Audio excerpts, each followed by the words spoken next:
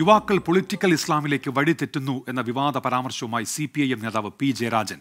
കണ്ണൂരിൽ നിന്നും യുവാക്കൾ ഭീകര സംഘടനയുടെ ഭാഗമായി ചെറുപ്പക്കാരെ തീവ്രവാദ ആശയങ്ങൾ സ്വാധീനിക്കുന്നുവെന്നും P. ജയരാജൻ പ്രാദേശിക ചാനലിന് നൽകിയ അഭിമുഖത്തിലാണ് പരാമർശങ്ങൾ.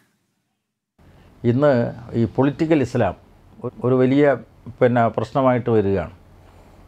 അപ്പോൾ നമ്മൾ കേരളത്തിലടക്കം ചില ചെറുപ്പക്കാർ വഴിതെറ്റിപ്പോയി ഇസ്ലാമിക് സ്റ്റേറ്റിൽ ചേർന്നു, എന്നിട്ട് സിറിയയിൽ പോയി, അഫ്ഗാനിസ്ഥാനിൽ പോയി എന്നൊക്കെ പറഞ്ഞിട്ട് ചില സംഭവങ്ങളൊക്കെ നമ്മൾ കേട്ടല്ലോ.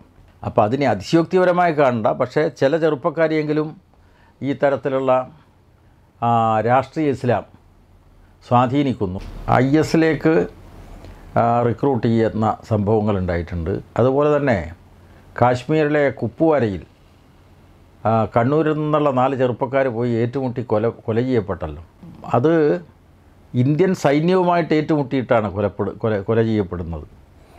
അപ്പോൾ ഇവിടെ നിൽക്കുന്ന മതനിരപേക്ഷ ചട്ടക്കൂടിനകത്ത് ജീവിക്കാൻ പറ്റില്ല, മതരാഷ്ട്രത്തിൽ മാത്രമേ തങ്ങൾക്ക് ജീവിക്കാൻ പറ്റൂ എന്നുള്ള അപകടകരമായിട്ട് സന്ദേശത്തിന് സ്വാധീനിക്കപ്പെട്ടവരാണ് ഈ പറയുന്ന വഴിതെറ്റിയവർ. ആ രീതിയിലൊരു റിക്രൂട്ട്മെൻറ്റ് നടക്കുന്നുണ്ടെന്നാണ് പറയുന്നത്. റിക്രൂട്ട്മെൻറ്റ് നടന്നല്ലോ, റിക്രൂട്ട്മെൻറ്റ് നടന്നിട്ടുണ്ട്. പക്ഷേ അപൂർവം ചിലരാണ്. പക്ഷേ അത് നമ്മൾ ഗൗരവമായി കാണണം എന്നതാണ് എൻ്റെ നിലപാട്. സജോ ദേവസ്യ ഇപ്പോൾ വിവരങ്ങളുമായി ചേരുന്നുണ്ട് കണ്ണൂരിൽ നിന്ന്. സജോ, എന്താണ് അദ്ദേഹം ഉദ്ദേശിക്കുന്നത്? സജോ, ഉന്മേഷ്, P. ജയരാജൻ ഒരു പുസ്തകം എഴുതുന്നുണ്ട്. ആ പുസ്തകം അടുത്ത മാസം പുറത്തിറങ്ങും. അതിൻ്റെ ഇതിവൃത്തം അല്ലെങ്കിൽ അതിൻ്റെ ഒരു പ്രധാനപ്പെട്ട പരാമർശ വിഷയങ്ങളായി വരുന്നത് പ്രധാനമായും മുസ്ലിം രാഷ്ട്രീയവും ഒപ്പം പൊളിറ്റിക്കൽ ഇസ്ലാമുമാണ്.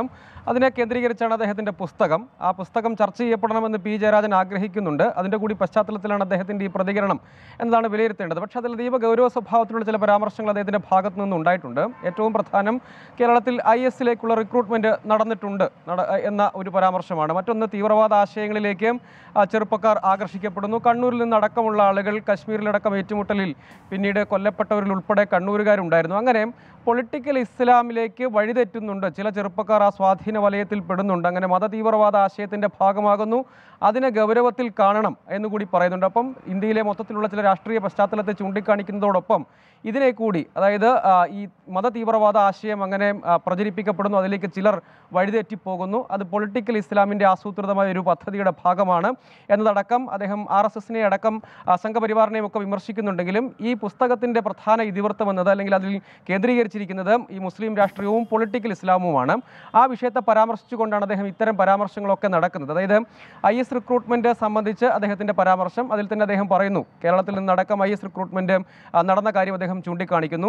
അതോടൊപ്പം മറ്റു ചില സംഭവങ്ങൾ കൂടി ചൂണ്ടിക്കാണിച്ചുകൊണ്ട് അങ്ങനെയുള്ള ആശയങ്ങളിലേക്ക്, മതതീവ്രവാദ ആശയങ്ങളിലേക്ക് ചെറുപ്പക്കാർ വഴിതെറ്റിപ്പോകുന്നുണ്ട്, അതിനെ ഗൗരവത്തിൽ കാണണം എന്നൊരു പരാമർശമാണ്. അതൊരു ശ്രദ്ധേയമായ രാഷ്ട്രീയ പരാമർശം കൂടിയാണ്. അദ്ദേഹത്തിൻ്റെ പുസ്തകത്തിൽ മറ്റ് വിശദാംശങ്ങൾ ഉൾപ്പെടുത്തിയിട്ടുണ്ട് എന്നാണ് അദ്ദേഹം വിശദീകരിക്കാൻ ശ്രമിക്കുന്നത്. സജോ ദേവസ്യ, കണ്ണൂരിൽ നിന്ന്.